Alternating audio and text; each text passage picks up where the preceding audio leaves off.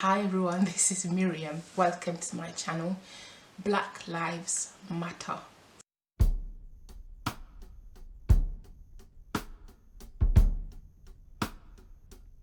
If I'm being honest, I've recorded this video in the past 10 minutes, but I pressed play about like 3 times because there's so much, like guys, it's hard. There's so much that I want to say.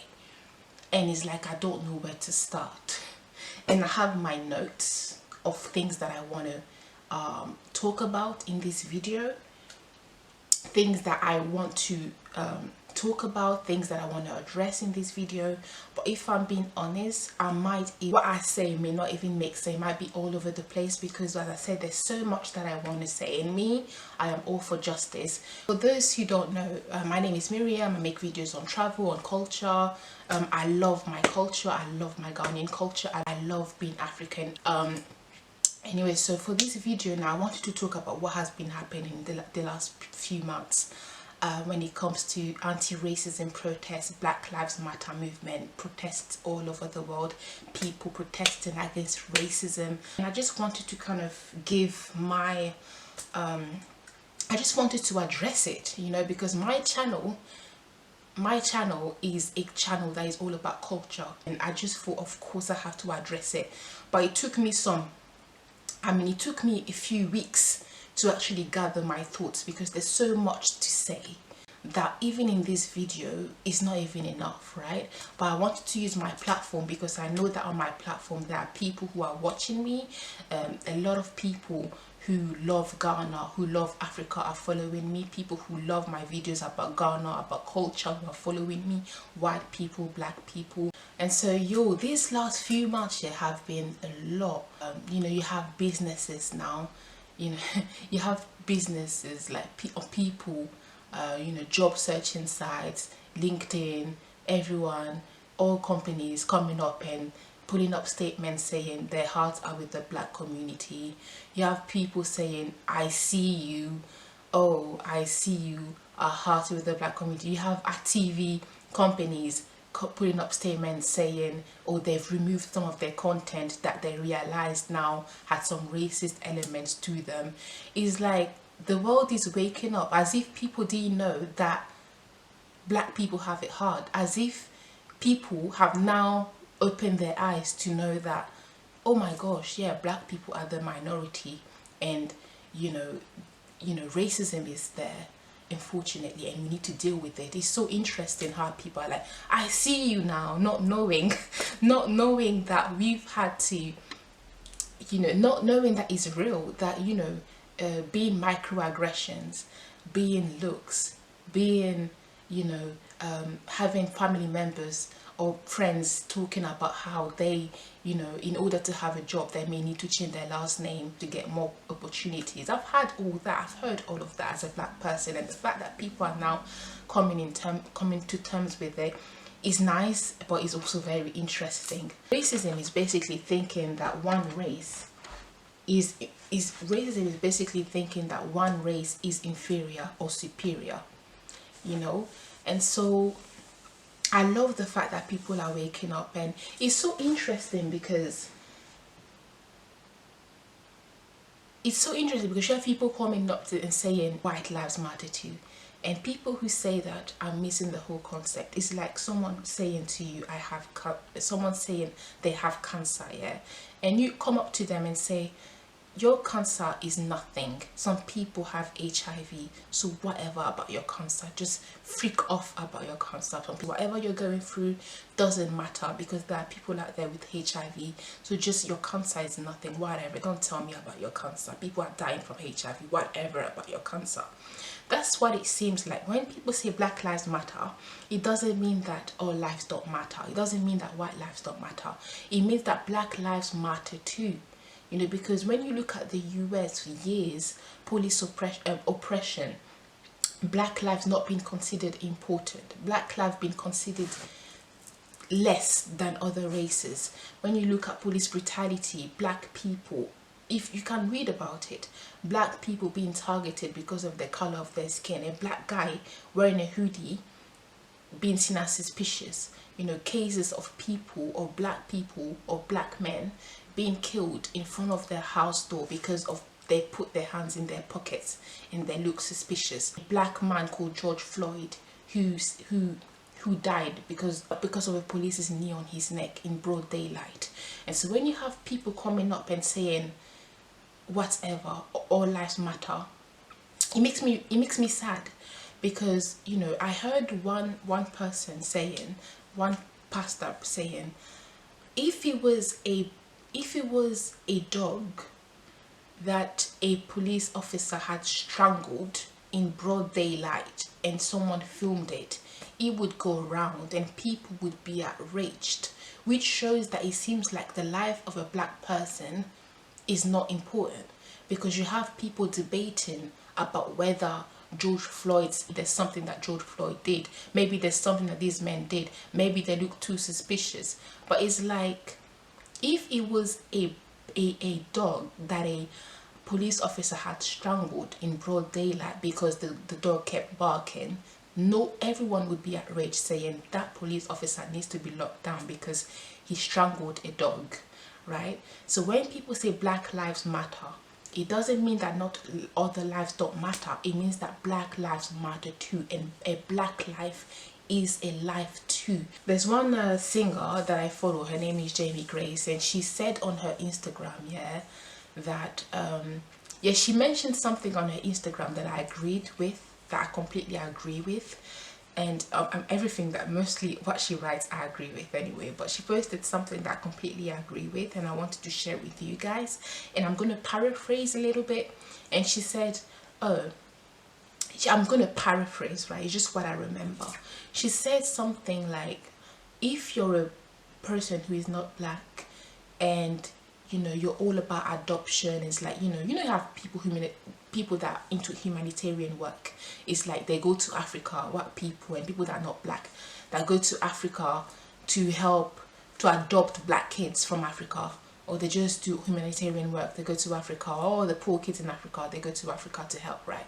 If you're one of those people, but then in your own country you don't care about the fate of other black people, you go to Africa to help the kids, but it's like in your own country you don't care about what black people care about, you don't care about police brutality, you don't care about the fact that black people are 10 times more likely to get arrested, stopped and searched.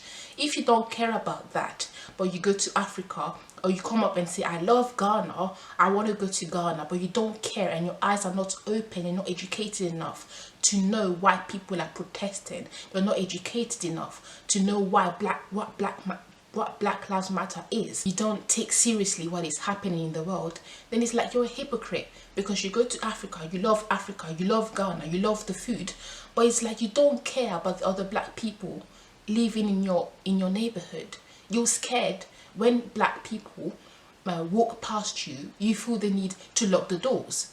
When you see a black person, you feel the need to, you don't value what they say. When it comes to black co-workers, it's like you don't care about them, you see them being targeted, you see people, you see them being subject to abuse, it's like you don't care. But then you go to Africa, or you shout, I love Ghana. What is the point of that? And that's what she said. She was like, yo, if you do all this humanitarian work, whatever, but you don't care about the black people in your community, you don't care about the black people in your church, you're a hypocrite. And you know, some people need statistic, right? They need to know, there are people out there who need statistics. They need to know facts in order to care, right?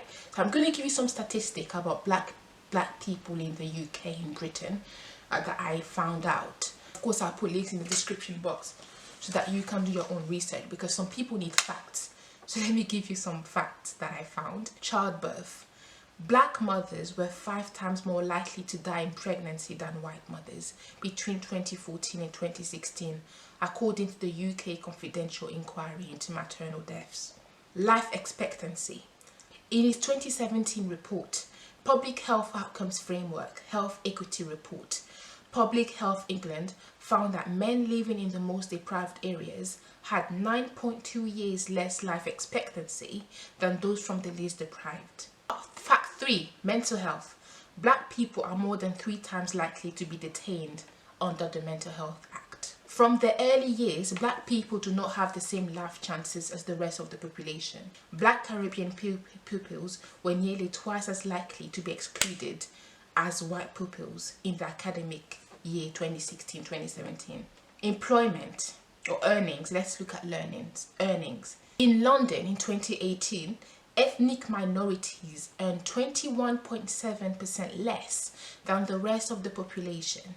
In the same year, the Resolution Foundation found that overall 1.9 million black and ethnic minority workers are paid about 3.2 billion less than their white counterparts every year.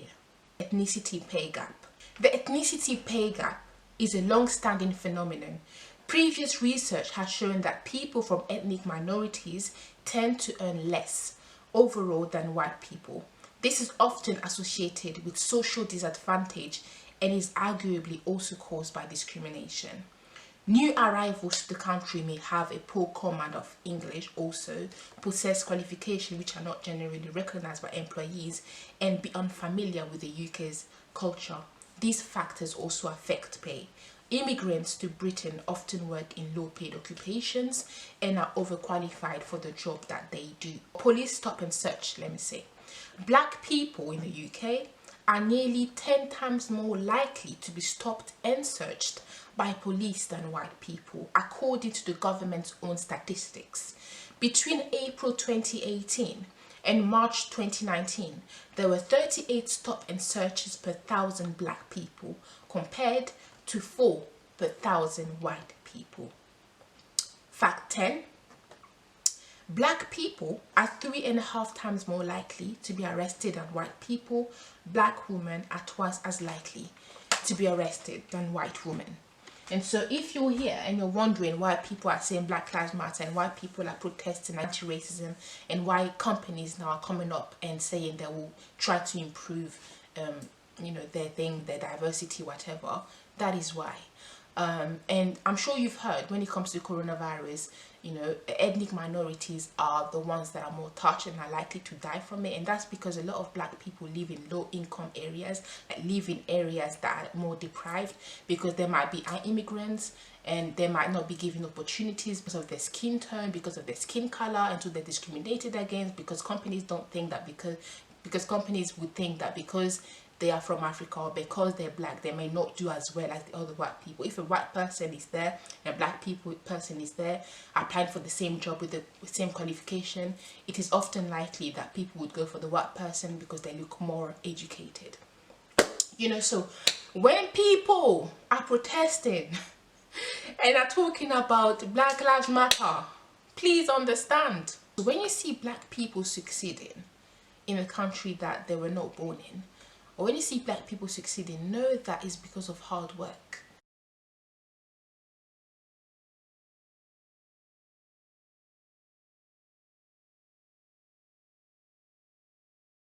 And I've shared my testimony before, that growing up in France, I grew up in France, right?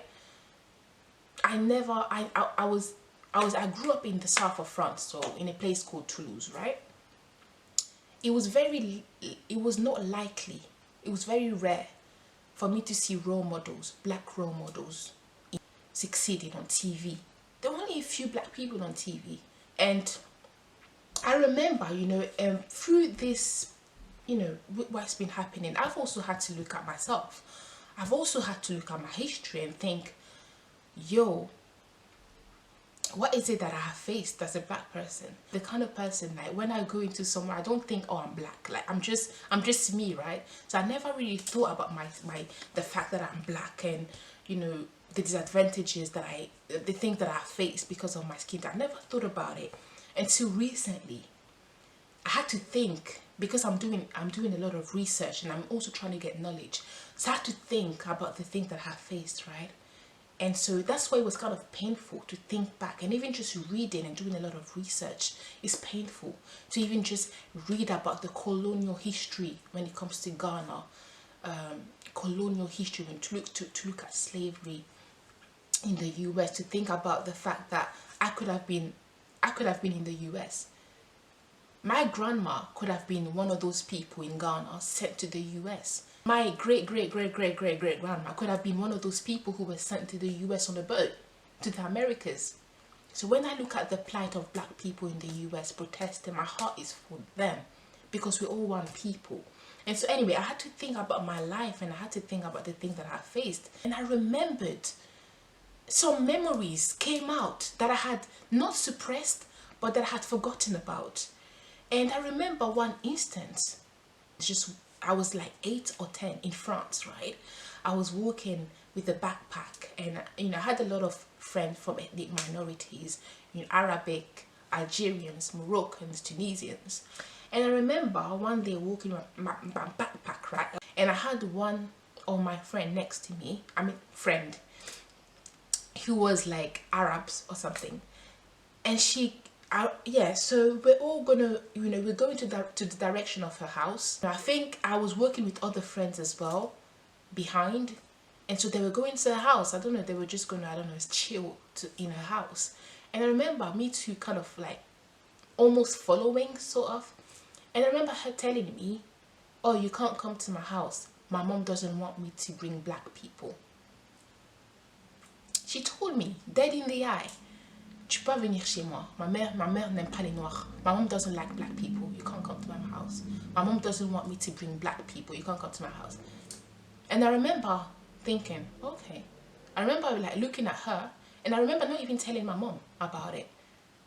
I remember not telling my mom. I remember just going home, and I kind of forgot about it, because for me, it was just something that I had to deal with. For me, I thought that it's just something that I have to deal with. These comments, I grew up thinking that it was just normal, that because I'm black, I will have to face these things. And especially since that person was not white, I thought, whatever.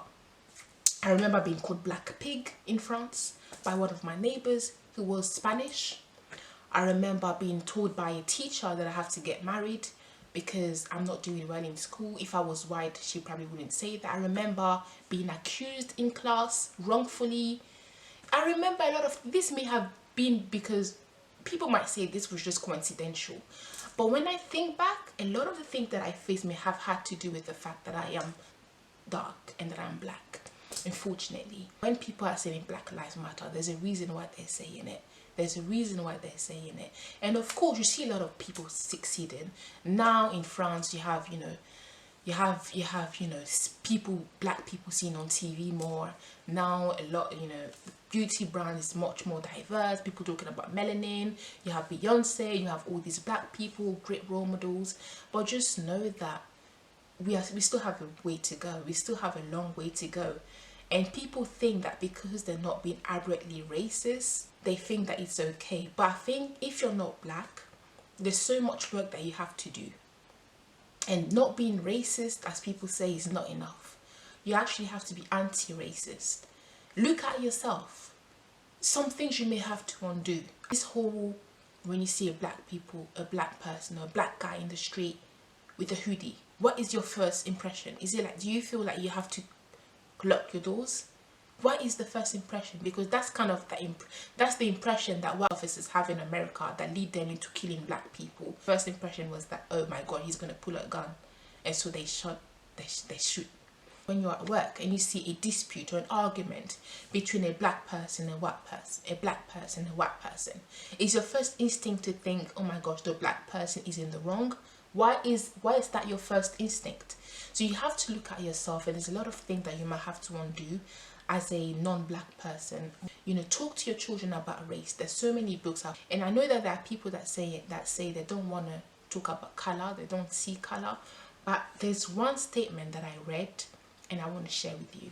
What many people do not understand, I'm reading, what many people do not understand is that the mantra is quite problematic to diversity and inclusion efforts. The idea of not seeing skin color is nice in theory, but in actuality is inaccurate. Anyone who is able to see can discern and recognize one skin color from the next. To say you don't see color is a misnomer. How can you possibly fix something that you don't believe you actually see? If you are conducting training to help individuals move past their racial biases, it's important to understand that the goal is not to be colorblind.